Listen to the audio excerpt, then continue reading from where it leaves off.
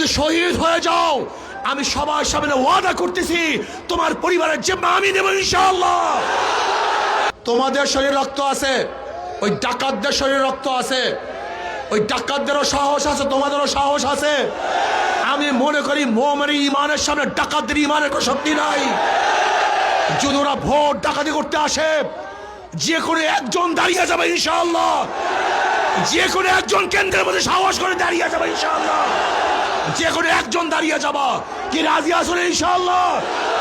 কে কে রাজি আছো? নারায়ে তাকবীর, নারায়ে তাকবীর।